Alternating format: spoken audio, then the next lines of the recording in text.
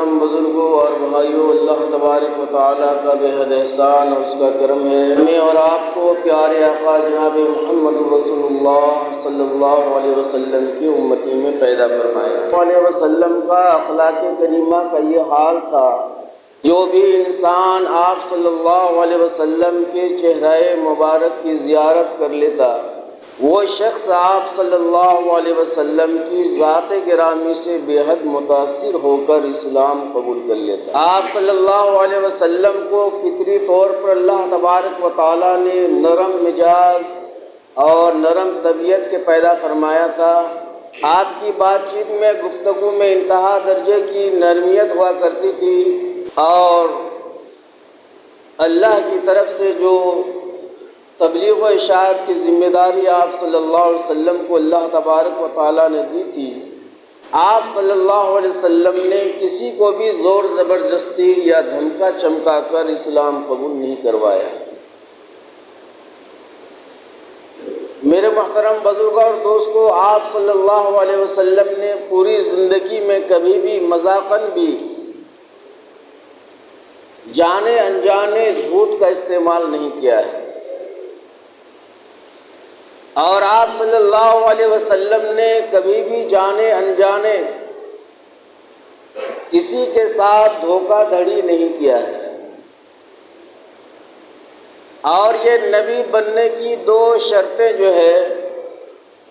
کتابوں میں لکھی گئی کہ جس کو اللہ تبارک و تعالی نبوت سے سرفراز کرنا چاہتے ہیں،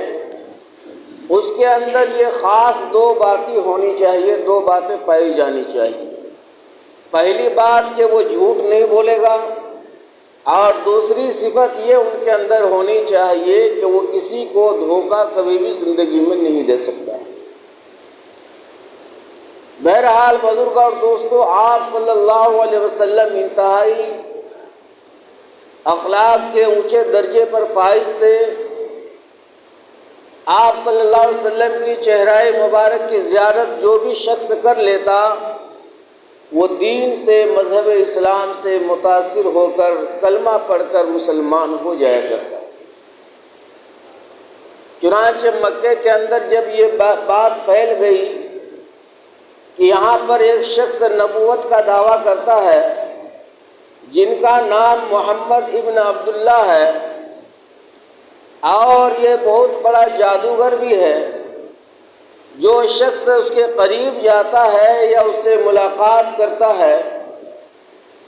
تو وہ اس کے دین سے جو ہے متاثر ہو کر اپنے پرانے دین کو چھوڑ کر مذہب اسلام کو قبول کر لیتا ہے۔ تو مکے کے اندر ایک ضعیفہ تھی، بوڑھی عورت تھی، جو اپنے باپ دادا کے دین پر عمل پیرا تھی۔ جب ان تک یہ بات پہنچی کہ یہ مکے کے اندر ایک شخص ہے جن کا نام محمد ہے صلی اللہ علیہ وسلم، تو وہ اپنے پرانے دین کی حفاظت کے لیے، بچانے کے لیے وہ ہجرت کر کے قریب میں جو بستی تھی وہاں پر ان کے رشتہ دار، خاندان کے کچھ لوگ وہاں پر آباد تھے۔ یہ اپنے دین کی حفاظت کے لیے مکہ چھوڑ کر اس بستی کی طرف روانہ ہونے لگی کہ اگر ہم مکے میں رہتے ہیں تو اپنے دین کو ہم نہیں بچا سکتی ہے، کبھی نہ کبھی ملاقات ان سے ہو جائے گی، چہرے پر نظر پڑ جائے گا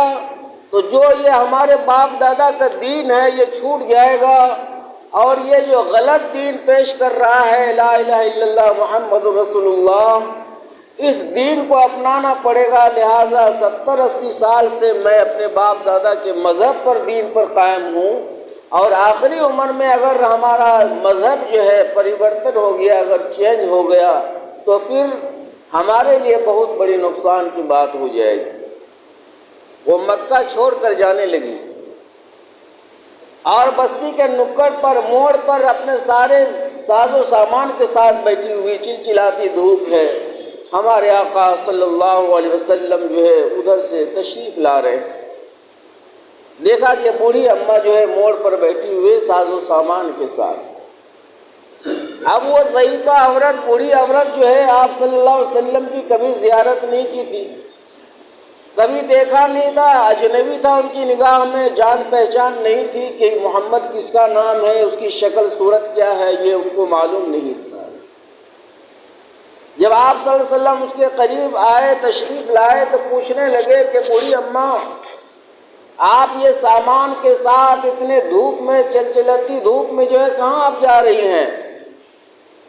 تو وہ کہنے لگی کہ بیٹا تم بہت اونچے خاندان کے معلوم ہو رہے ہو، کوئی اچھا گھرانہ سے لگتا ہے تمہارا تعلق ہے، تم بڑے خوبصورت ہو، تمہارے باتوں کے اندر جو ہے نرمی پائی جا رہی ہے۔ بات اصل میں یہ ہے کہ مکے میں ایک شخص نبوت کا دعویٰ کر رہا ہے کہ میں آخری نبی ہوں اور میرا دین سچا ہے، اور یہی دین اللہ تبارک و تعالیٰ کے نزدیک مقبول ہے۔ تو میں اپنے دین کی حفاظت کے لیے جو ہے مکہ چھوڑ رہی ہوں کہ اگر مکہ کے اندر ہم رہ گئے تو ہمارا دین جو ہے مذہب وہ شخص بدل ڈالے گا۔ کہا کہ ٹھیک ہے آپ کی مرضی ہے، مگر اتنے دھوپ میں آپ کہاں جا رہی ہیں اور یہاں کیوں بیٹھی ہوئی ہے؟ وہ کہنے لگی کہ بیٹا مزدور کے انتظار میں ہوں کہ کوئی مزدور مل جائے تو یہ ساز و سامان اسے جو ہے گھر تک پہنچانے کے لیے، ہمارے دور میں تھوڑا سا رشتہ دار لوگ رہتے ہیں بستی میں، وہاں جانا ہے، تو وہ کوئی مزدور مل جائے تو یہ سامان جو ہے لاد کر لے جائے گا، اس کی جو اجرت اور محنتانہ ہوگی وہ ہم اسے دے دیا کریں گے۔ میرے آقا صلی اللہ علیہ وسلم نے ارشاد فرمایا کہ اماں جان لائیے، یہ سامان میں پہنچا دیتا ہوں، جہاں آپ جانا چاہتی ہیں میں وہاں تک یہ سامان اپنے سر پر لے کر جاتا ہوں، یہ گٹھری موٹری سامان، اور میں آپ کو چھوڑ کر آ جاتا ہوں۔ تو اس نے سوچا کہ یہ بھی کوئی مزدور قسم کا آدمی ہوگا۔ ہمارے نبی صلی اللہ علیہ وسلم نے یہ سارا سامان اپنے سر پر، پیٹھ مبارک پر لاد لیا، اور اس ضعیفہ عورت کو جو ہے اس بستی کے قریب لے جا کر اس کے گھر تک، گھر کے آنگن تک پہنچا دیا۔ اسے پہنچانے کے بعد وہ ضعیفہ عورت کہتی ہے، وہ بوڑھی اماں کہتی ہے کہ بیٹا اپنا مزدوری تو لے لو کم سے کم، اس لیے کہ اتنی دھوپ میں تم نے میرا ساز و سامان میرے گھر تک پہنچا دیا، اس کی تو مزدوری ہونی چاہیے، کچھ محنتانہ ہونا چاہیے۔ آپ صلی اللہ علیہ وسلم نے فرمایا کہ اماں جان، آپ مجھے بیٹا بھی کہتی ہیں اور پھر مزدوری دے رہی ہیں، یہ کیسا رشتہ ہے؟ میں نے آپ کی مدد کی ہے، تعاون کی ہے، میں کوئی مزدور نہیں ہوں، یہ کوئی میرا پیشہ نہیں ہے۔ آپ ایک بزرگ عورت ہیں، آپ کی میں نے تعاون کی ہے، پیسے کمانے کے غرض سے میں نے سامان نہیں ڈھویا ہے، آپ کا کام بن گیا، اب میں چلتا ہوں۔ وہ کہنے لگی ضعیف عورت کہ بیٹا تھوڑا سا بیٹھ جاؤ، تھوڑا آرام کر لو، پانی وغیرہ پی لو، ناشتہ پانی کر لو، اگر پیسہ نہیں لوگے تو کم از کم چائے پانی تو پی لو۔ میرے نبی صلی اللہ علیہ وسلم نے ارشاد فرمایا کہ امی جان میرا آج روزہ ہے، میں پانی بھی نہیں پی سکتا ہوں۔ جب اس عورت کی نظر آپ صلی اللہ علیہ وسلم کے چہرے انور کی طرف پڑا تو وہ متاثر ہو گئی، اور آپ صلی اللہ علیہ وسلم نے اس ضعیفہ سے پوچھا کہ اتنا بڑا شہر، خوبصورت شہر مکہ، اس کو چھوڑ کر آپ کیوں جا رہی ہیں؟ کیوں آپ نے چھوڑ دیا ہے؟ کہنے لگی کہ بیٹا وہاں سنا کہ محمد نام کا ایک شخص نبوت کا دعویٰ کرتا ہے اور وہ لوگوں کے دین کو پریورتن کرتا ہے، بدل دیتا ہے، اور پتہ نہیں ایک نیا دین وہ لے کر کے آیا ہے اور کہتا ہے کہ لا الہ الا اللہ محمد رسول اللہ، اللہ کے سوا کوئی معبود نہیں، اسی کی پرستش اور عبادت کرو، وہی واحد ہے، وہی خالق و مالک ہے، یہ اس کا پیغام ہے۔ ہمارا باپ دادا جو ہمیں دین چھوڑ کر گیا ہے، میں اس دین پر قائم ہوں، اور 70-80 برس سے میں اسی لات و منات عزا کی پوجا اور پرستش کر کے آ رہا ہوں۔ تو اسی لیے میں چھوڑ دیا مکہ کہ اگر مکے کے اندر رہوں تو میں بھی متاثر ہو جاؤں گی۔ میرے آقا صلی اللہ علیہ وسلم نے ارشاد فرمایا کہ اماں جان جس کے ڈر سے آپ بھاگ رہی ہیں وہ آپ کی نظروں کے سامنے میں کھڑا ہے۔ میرا ہی نام محمد ہے اور میں ہی نبوت کا دعویٰ کرتا ہوں،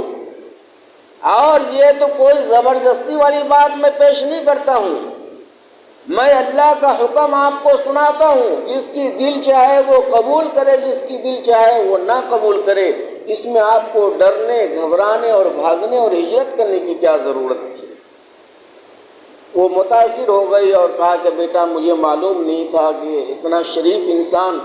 آپ کے چہرے سے،